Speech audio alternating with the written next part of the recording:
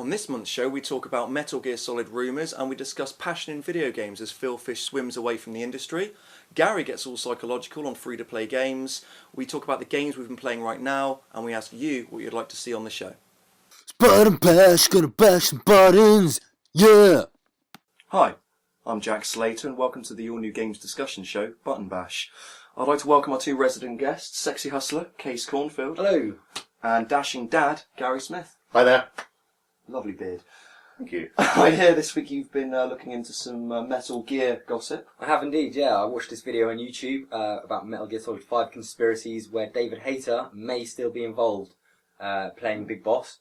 It wasn't Kiefer Sutherland. Well, yeah, Kiefer Sutherland was announced, but in this video there's a lot of evidence which leads to the fact that he's not playing Big Boss, he's playing a pseudo-snake. Oh. There's a lot of evidence that's leaning towards that he could be Frank Yeager, aka Grey Fox, aka the ninja from the first game. Because So, David Hayter is very much Solid Snake in the eyes of the fans. in isn't my it? opinion, Or the ears definitely. of the fans, should I say. Yeah. Oh, Exactly. definitely.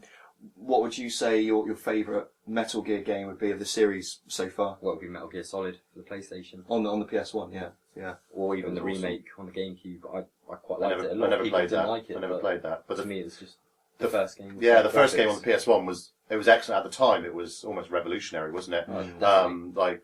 It was the first game to really bring stealth in as a core mechanic. They Yeah. try and shoehorn it into lots of games nowadays, but that was the first one where it would really, you couldn't go in all guns blazing. No. You had to think about it. You had to plan your route through the areas. Exactly. Watch the guard. You even had to watch what you were standing on. Like metal floors made more noise than concrete floors, and you walk through puddles and Leave footprints. leave footprints in the snow. Yeah. Which you could also, you could make noise to distract the guards. You could hide in cardboard boxes, of course. And it was a great plot as well. Arguably the best plot of all the games. I think so. Because it was the less mental. Yeah, it was. Yeah. It got pretty bonkers later on. Yeah. And just loads of twists and turns, and it was just. I mean, if you think Resident Evil's lore is convoluted, but I mean, I've got to say my favourite was the third one. Yeah. Well, I mean, I started playing the third one and never actually finished it, which I'm still annoyed at myself for. You got was the great. HD one though, haven't you? The HD Well, one's out now, or the 2 and 3, the HD remake, so... Yeah. It was great. Set back in the 60s during the Cold War, so you didn't have lots of the tech that you had in the other ones. Like you didn't have a radar, No. which made it a lot Scary. You had to really kind of hide in the bushes and plan your route really carefully and sort of watch the guard patrols. You couldn't just sort of control almost. On the old ones, you could just look at the mini map and control yourself. You can using see their line of sight. You can see so their you could cone just, of like- vision. They're incredibly short-sighted cone of vision. These genetically modified genome soldiers. Yeah, these super soldiers. These genetic super soldiers who both had incredibly short memories and incredibly limited vision. And they should have gone to Specsavers. Yeah. They should have. I think it was the masks they were wearing. But anyway, also the story was great. The bosses were really good. The sniper battle with the End, I think, is probably one of the greatest boss battles of all time. Wasn't there a few ways to defeat him? Oh, there was loads. You could, like, at the beginning of the game, if you go a certain route, you could actually see him being wheeled away. He's an old guy, so you see him being wheeled into the bunker in a wheelchair. Yeah. And if you were quick enough, you could shoot him there and then and not have to fight him later on. I did that. Did you do that when you played? I never did it. I never realised you could do it until later on when discussing it with other people. But but when you actually get to the fight, it takes place over like 4 massive areas in like a woodland. He's almost invisible. He's like a master of camouflage. So you have to use loads of techniques to sort of find him, where you sort of you can either look for the glint on his rifle scope, or you could. He had a parrot. He had a parrot that sort of flew around, and if you took out the parrot, he would get angry and become more careless. But the best way was that if you saved your game and turned off and set your clock forward 2 weeks, he would die of old age. You just go back to the game and he's died. And That's amazing.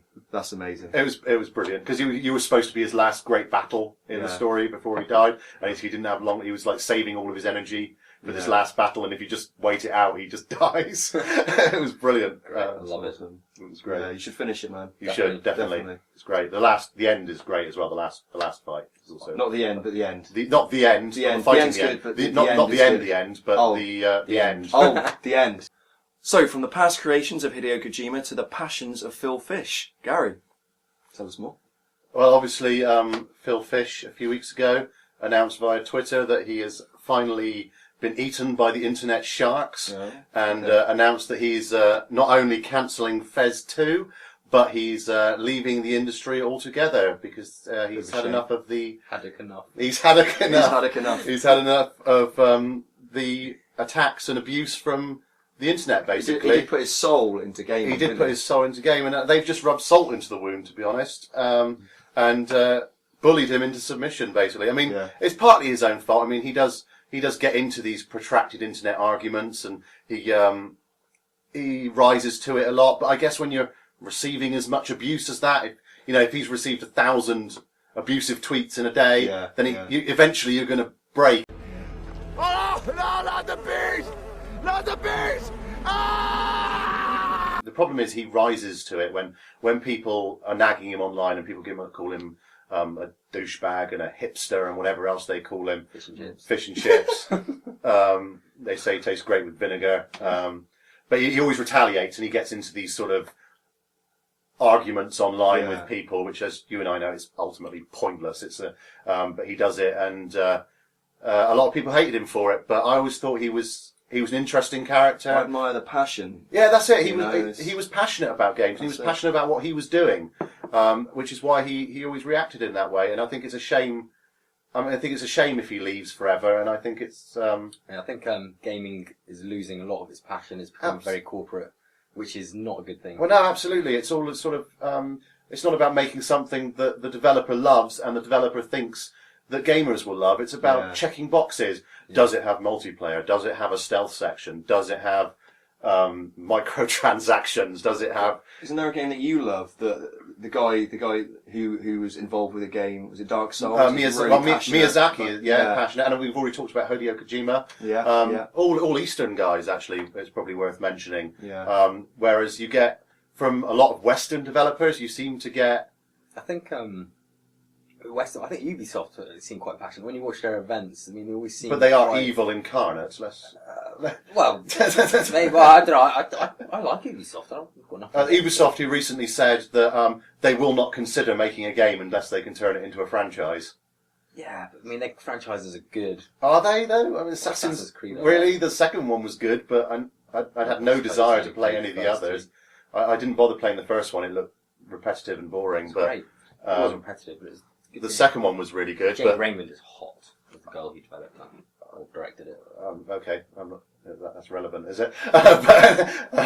Anyway, I was going to say, talking about, you got obviously the people with good passion, really passionate people. What about people with fake passion? Well, this is what I was going to say about the sort of Peter Molyneux, who will stand up in front of people and tell you he's made the most amazing game ever. It's a box. It's chip away. Well, the Curiosity Cube aside, when he first announced Fable, it was going to be this huge, living, breathing world. Yeah. And if an acorn fell from a tree, if you came back a year later, a new tree would have grown where it fell. And instead, what he released was a crap RPG.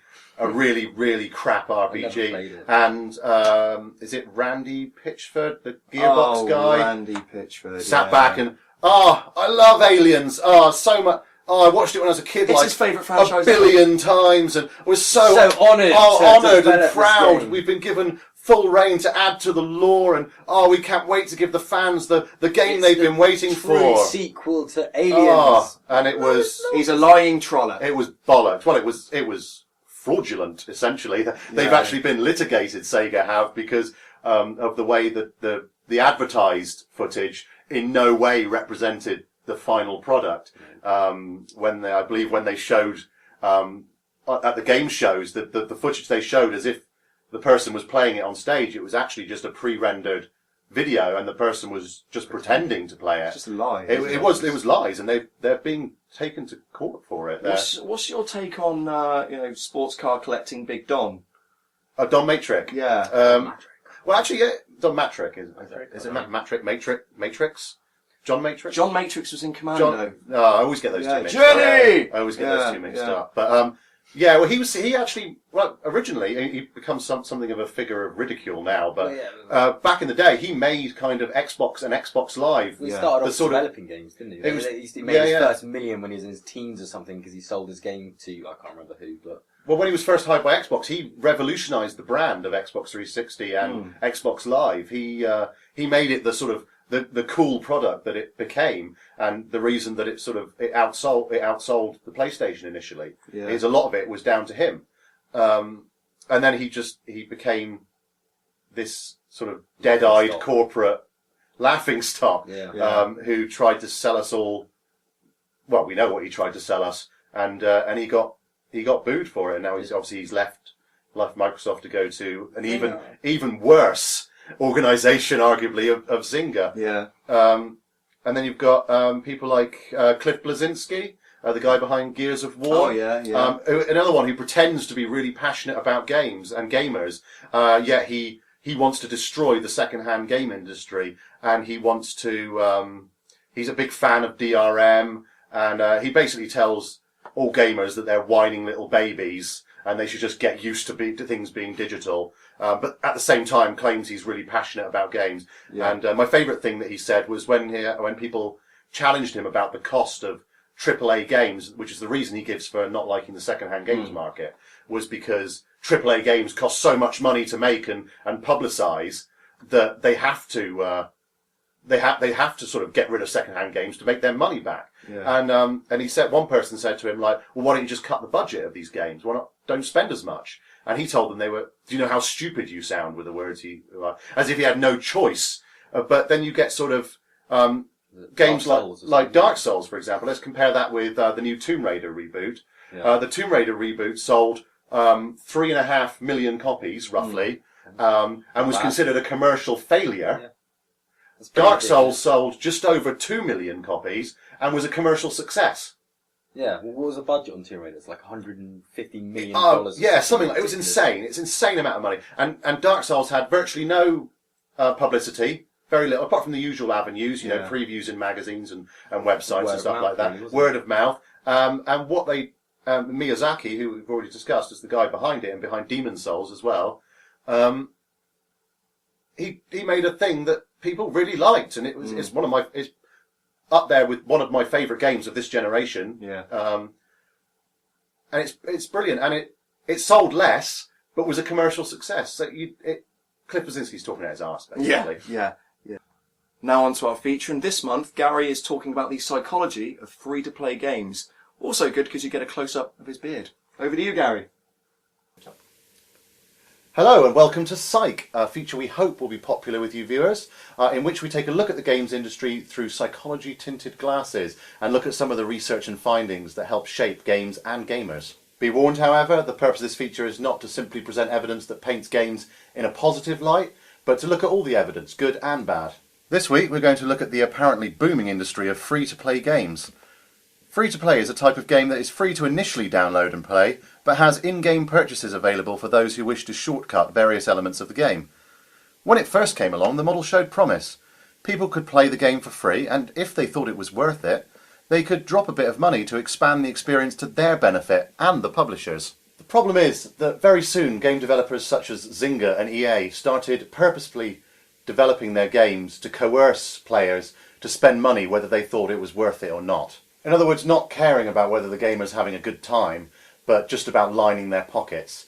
The purpose of today's feature is to have a look at some of these techniques and some of the research behind them. It turns out that jealousy can be a motivator to lay down some money on a free-to-play game, as discovered in research carried out by Professor Niels van de Ven of the Tilburg University in the Netherlands. They found that if subjects were made jealous of their friends' new iPhones, then not only did the desire to own their own phone increase, but on average they were willing to pay 64% more for the item than those experiencing no envy. It's fairly easy to see how developers could design their games to tempt players to buy power-ups in this fashion.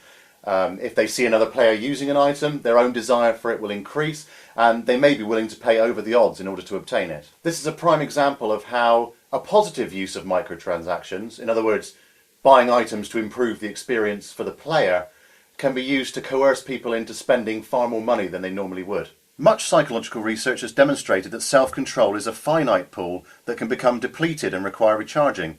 For example, Dr. Roy Baumeister from Ohio found that if participants were made to eat a plate of radishes while resisting the urge to eat a plate of cookies, when subsequently challenged with problem-solving tasks, the subjects became frustrated and gave up significantly sooner than another group who'd been allowed to eat the cookies. This research supports earlier findings about how a person's self-control can become depleted over time and need to be recharged. And it's easy to see how designers could exploit this by, say, hitting you with advertisements at the right moment, such as if you've been grinding an experience bar for a particularly long amount of time. There is no end of research that shows how much people like getting rewards for their actions. However, research has also shown that people hate losing what they already have. In fact, this feeling can be so powerful that it can cause people to value the rewards that they have as far greater than as if they were not threatened with removal. Therefore, free-to-play games often use this technique of reward removal to coerce their players into spending more money than they otherwise would. This generally takes the form of allowing a player to progress relatively easily through several stages of the game and being showered with rewards along the way. Then they will hit a section in which the difficulty is ramped up to an excessive level that the player will almost always fail to complete. The game will then inform them that if they do not pay, they can lose all of their progress up to that point. Now, I'm sure I don't need to tell you how low down and dirty this technique is. As gamers, I'm sure you've all had that moment if you've had a power cut or your system's crashed at just the wrong time and caused you to lose an hour or two of progress. Now, imagine being told that you could get that progress back by coughing up a small amount of money. I think it's fair to say we'd at least be tempted to cough up rather than redo hours of progress. The only difference here is someone cut the power on purpose. Bastards. Now combine that with previous research about how self-control can be worn down, and you can see the opportunity for these companies to generate massive amounts of income. Now, we have by no means exhausted the list of methods that these companies use to try and get your money from you, but over to you. What do you think of free-to-play? Can you think of any techniques that maybe we've missed out? Or can you think of some examples of games that use the ones that we have discussed? Now, it's important to remember, as with all scientific research, to not take one study here or there and claim it as proving anything, because you need to sit back and look at the whole picture to establish what's really going on. You shouldn't just wave around one study and claim proof. This is something that tabloid newspapers do, and it can cause much confusion. Thank you very much for watching. Now, back to the sofa. Gary there, aka Heisenberg, with a lot to think about. Whatever you think of his feature, write it in the comments box below, down there somewhere. Down there. Can you see it? Yeah, it's a good one. Yeah. Very like nice, it. isn't it? Very nice. Good. So, what games have we been playing recently, Case? Well, I dabbled with the new Tomb Raider game, probably for about an hour or two, and then turned it off. Okay. Wasn't really gripping you then? No, it was nothing wrong with it. It was just it didn't draw me in as much as I'd like. I mean, it's a game that I was actually quite looking forward to play, and it didn't hold my attention. And I was just sitting there thinking, I could probably find something better to do with my time right now. High accolade indeed there for Tomb Raider. Oh dear. Yeah. But yeah, no, it wasn't broken in any way. It was functional. It was enjoy. The bare minimum for a game. Yeah, well, I mean, there's nothing that's really sort of gripped me of late. I mean, I can't think of a game since probably Far Cry that I've actually sat down and played a game for. But that might all change soon. Well, yeah, hopefully we've got some. Hopefully, you should have some nice announcements. We're coming up with Gamescom, VGAs and a TGS. Gamescom, which is next week or tomorrow, depending on when the video gets uploaded. But yeah, I'm looking forward to what might be announced. Cool. Exciting times. Gary, what have you been playing? I played Spec Ops: The Line. Okay. It came around on PlayStation Plus. I didn't get it or show much interest in it the first time when it was first released. Yeah, it's gameplay wise, it's very, very generic. It's like a poor man's Gears of War, the way it plays. Yeah. But the story is amazing. It's just thought provoking. It's really, really good. Based loosely on Heart of Darkness, which is the inspiration for Apocalypse Now. And about these guys that go into a ruined Dubai that's been swallowed up by sandstorms, and to find this colonel that's gone missing with his battalion. And basically, it ends up as really a satire of modern games and our sort of predilection for those sort of modern warfare type games. But not in an amusing way, in a really kind of dark and twisted way. Why is it called the Line anyway? I don't know why they put the Spec Ops with it. I think it should just be called The Line, but it's about the line you cross. Not because it's like zip lines. There are zip lines. There are zip lines as you go between the buildings in Dubai. But I don't think that's the line it's referring to. I think the zip lines in games are overrated.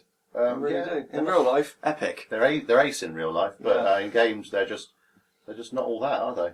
Well, I've been playing Far Cry 3, there's zip lines cool. and that as well, but I've was just that? finished it. Very good, great game. You probably heard of the villain. The guy from the box, of yeah, Bass. yeah. He's played perfectly. After about 30 seconds, you just want to tear out his liver. And eat it. Yeah, I haven't played it, but I've heard he's an excellent antagonist. It's brilliant. The graphics are beautiful. I mean, the gameplay's great, apart from having to hold A to do everything. You know, hold A to loot the body, hold X on PlayStation, sorry, yeah. Or, pick up the gun, loot the body. If they're close together, which they usually are, you end up doing one or the other, which is really frustrating. Hold A to open a door, hold A to masturbate. You know, anything like that is... It's really annoying when a niggly control thing like that can sort of mar the experience a little bit when you think something like that would have been picked up in playtesting. It was probably the only flaw, really, one of the only cons, because there were so many pros. Again, the setting, the graphics, and you get to see boobies. I was thinking we should start a question of the month competition. What do you reckon? Good idea. I like it. Gary, your question for these folks. Oh, okay. Well, okay, since I've been playing Spec Ops The Line, which is obviously based on Heart of Darkness, as we already talked about, an Apocalypse Now, I thought that if you could have a game made of any book or film, what would it be? And give us a short description of the gameplay and the mechanic and what it would be like, you know? I think, yeah. That's good. Sounds good. Case. Who's your daddy and what does he do? Thank you, Arnold. Okay, right, so there's your question. Amazing, your questions. Please leave take your answers over to facebook.com/buttonbashgames, over to Twitter @buttonbashgames, and in the comments box below, down there. Is it still there? It's still awesome. Still there. It's fucking sexy. Okay, so please don't forget to rate, comment and subscribe to our show. I mean, we're obviously pretty damn new, so we need your support. Also, a special thanks to Ant and Gil for the lend of the camera. Thanks, guys. Yeah, cheers. Nice because, again, we're pretty new, we're pretty Poor. So yeah, we need all the help we can get at the moment, and you guys are legends. So that's it really. So that's goodbye from Mr. Smith over here. Ciao for now. In case. See you later. See you later. Cheers. Button bash, gonna bash some buttons, yeah.